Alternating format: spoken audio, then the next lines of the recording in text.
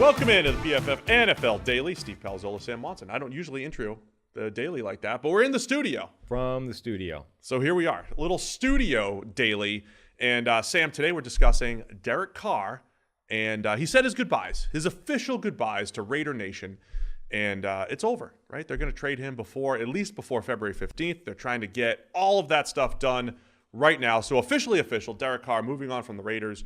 So kind of expected this. We knew, but let's discuss best fit now for Derek Carr. Where should the Raiders be looking to trade him? What if it becomes like a Jimmy G situation where they need him back? All of a sudden, we've got to walk back to goodbyes. It's a good point. Jimmy G also said his goodbyes last year, but here he is. Yeah, I mean, I think obviously you've got to zero in on teams that need a quarterback but are not positioned in the top 5 of the draft to go get one, right? So teams that need a quarterback that are positioned in the top 5 of the draft, you've got Houston, you've got Indianapolis, those kinds of teams. Teams that aren't, Tampa Bay. We assume that Tom Brady is done in Tampa Bay this year, whether or not he's retiring or just going somewhere else. He's probably not playing there next year. So the Bucs are going to need a new quarterback. They haven't exactly been working on the basis that Kyle Trask is the obvious heir apparent. Like nothing there has suggested that he's the guy. So they're going to need a quarterback, and a veteran like Derek Carr gives you a pretty high floor to bring him in and not completely collapse as a franchise. The Panthers, the Baker Mayfield thing didn't work. The Sam Darnold thing didn't work. You've been trading away a lot of resources to get quarterbacks, and they haven't panned out. Obviously, P.J. Walker wasn't the guy. Matt Corral didn't play at all this season. You can't really rely on him as a third-round pick going forward to being the guy. So I think they're in the mix. And then the other one is like the Jets with Mike White as your most reliable quarterback. The Zach Wilson sort of still sitting there claiming that he's going to make a veteran's life not nightmare. All right. You didn't like the way he worded that? Some people question the way he worded that. He was just trying to say, I'm trying to compete. He just, didn't say it the right way. It was a failure of phrasing, but far from the most egregious thing that's come out of his mouth so far this season. We know the Jets are going to be looking for another quarterback, and they finished the season 7-10, but there was a point where they were very much in the playoff picture. It was a late season collapse, if you really look at it, in part due to injuries to Mike White. But the Jets have set themselves up as a team that has a good foundation, right? I mean, from a team building standpoint, we talk about you take swings at the quarterback position until you hit one, but you also want to build an appealing enough place that good quarterbacks want to go there. And if Derek Carr was the quarterback for the Jets this year, they might be a 10 or 11 win team, the way they played defense and the way a guy like Garrett Wilson broke out at receiver and what they did offensively. So it feels like the Jets could be the most attractive one. Washington, the Commanders, right? Now, the tricky part for teams like the Commanders and say the Colts, right? You didn't mention the Colts because they're picking at 4 and we know they're going to want to look to the draft, but how much are they turned off by the fact that they went through the whole Carson Wentz experience, right? They both played that game. We're going to play the veteran game and, do the bridge quarterback thing and but also hope they're good enough. Derek Carr is a step above, I think, where Carson Wentz has been the last couple of years, step above 37-year-old Matt Ryan. But is that good enough for Washington, or do they have to just, we gotta get that next guy in the building to develop? I don't think that Derek Carr is going to be enough of an upgrade over what they had that you're going to want to go hard after that in trade. I just don't see them viewing him as that much of an upgrade over those players. So I think Washington, if they're going to make anything dramatic happen, it's going to be a completely different route. It's going to be the Aaron Rodgers of the world, or it's going to be a crazy trade in the draft. It's not Derek Carr. I mean, Aaron Rodgers could absolutely be available here and throw a wrench in Derek Carr's market here. So that's the other real question, right? If you think Aaron Rodgers could be available, do you rush to go get Derek Carr in the building? I don't know how many people would rush to get Derek Carr in the building. Not necessarily because Derek Carr isn't a good player, but because he's only, quote unquote, a good player. And he's on a lot of money. So, you're going to have to trade for him and then eat the contract that he's on. Like, that's a lot of investment in a guy that is only, again, quote unquote, good. All right, got to tell you about our friends over at Prize Picks. How does it work? You pick 2 to 5 players, and if they score more or less than their Prize Picks projection, you can win up to 10 times your money on any entry. A lot of flexibility here. There's no competing against other people. It's just you versus the projections available, and Prize Picks offers projections on any sport you watch, including the NFL, NBA, MLB, NHL, PGA, college football, men's college basketball, women's college basketball, soccer, WNBA, esports, NASCAR, tennis, MMA, boxing, disc golf, disc golf, Euro basketball, cricket, and more. Entries can be made in 60 seconds or less. It's that easy, and it's currently operational in over 30 states and Canada.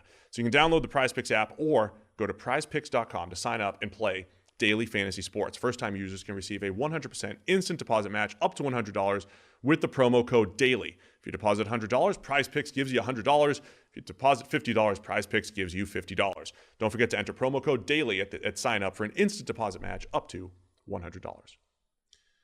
Do you think teams view Derek Carr as the same level of Matthew Stafford, though? No. Really? Yes. Like similar careers, similar peaks. Remember, before Matthew Stafford was traded to the Rams, he never graded above 84. Derek Carr's got 1 year of 86 and in that low 80s range. Yeah, but what's the difference? The difference is everybody always thought that Matthew Stafford had this crazy year in him. Now, whether or not that was logical or sensible is another matter. But the same reason, like everybody always chased that one mythical year that Jay Cutler never put together. Matthew Stafford was that guy. Like it's the Lions' fault. Like Matthew Stafford has this year in him. We just need to unlock it. And then the Rams trade for him and they unlocked it. Like Matthew Stafford, well, at least playoff Matthew Stafford had that kind of run in him. It ended up winning him a Super Bowl. I don't think people are looking at Derek Carr the same way and going, Derek Carr has this breakout year in him where he's going to put it all together and you're going to be an all-pro and that's going to take us to a Super Bowl. People look at Derek Carr, I think, in a similar vein to like a Kirk Cousins, which is, I mean, he's good. I don't know if he's really capable of like taking a team somewhere that they're not destined to go already. And that's, I think, a difference. Like he's on $40 million a year. Yeah, I mean, it'll be cheaper if you trade for him because you're not going to take the bonus part of that and all that stuff. But here's what I'm saying. I think the numbers show that Carr and Stafford are closer than maybe the narrative shows. I'm also not saying I'm the team that's going to be like, going all out for Derek Carr. But I do think if you're a team like the Jets or a team that's close, that has a good infrastructure and all that stuff, like if you did add Derek Carr to the 2021 Rams where Stafford led the Super Bowl run, I think it could be comparable. I mean, Stafford's got a special arm and all that stuff, but Carr has a similar profile. Parts of their career where they were too conservative, parts of their career where they were very good but not great. But he's never had a good defense, much like Stafford. Never had that full all-around supporting cast like Stafford.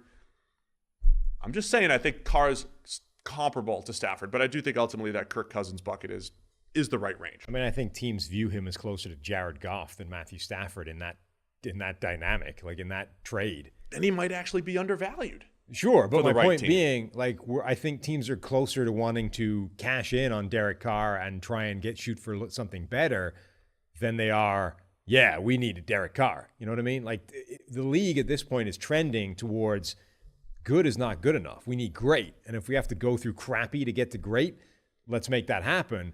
But we're getting rid of the guys that are just good because it's not enough. Okay. And also, to be fair, I'm only looking at Carr through like this, what's his ceiling standpoint. He is coming off his lowest graded season since his rookie year. 66th grade, comparable to the types of grades that Jared Goff was putting up before the Rams moved on from him. So the truth is somewhere in between, right? I'm not saying he's exactly Stafford, but there's elements of his career, if you look at him through the right lens, that he's there. And I don't know if the NFL will convince themselves of that. And if that's the case, I think the Jets are the biggest player in this market, unless they think they can go get Aaron Rodgers and make just a power move. And maybe they're going to say Derek Carr's not enough to go compete with Josh Allen in this division. But the Jets feel like the best fit to me, given the infrastructure that they've put in place. Well, the Jets make the most sense because a lot like we talked about with Roquan Smith, that his value is different to a team that already has a good situation that they can just plug him into and he can add value to. The Jets have a playoff caliber team right now. Okay, they didn't make the playoffs, but they should have. They have a playoff team where Derek Carr makes more of a difference than he would to a team that isn't good already, and he needs to sort of do something to catapult them somewhere different. Like Derek Carr on this Jets team would have taken them to the playoffs, and they would be dangerous because they have an elite defense and they've got some weapons on offense. Like that wouldn't be a gimme for any team in the AFC. So I think him going to the Jets does make a ton of sense. The Bucs make a ton of sense, as you mentioned. They're not going to make a trade here this week or anything because they're in the playoffs, but it's something to look to for the future. The one sleeper I'm going to throw in there is the Atlanta Falcons. They pick at 8, but do they want to go the Derek Carr route? Maybe not build around Desmond Ridder. They need a quarterback as much as anybody. And even though they just had a mobile quarterback like Marcus Mariota, it doesn't mean that's the only way that they want to build, right? Arthur Smith had great success with Ryan Tannehill. Carr's at a similar point in his career as Tannehill was when Arthur Smith helped rejuvenate his career. So keep an eye on the Falcons. As always, let us know. Where do you think Derek Carr should land? Looks like his time is over with the Raiders. It's the PFF NFL Day.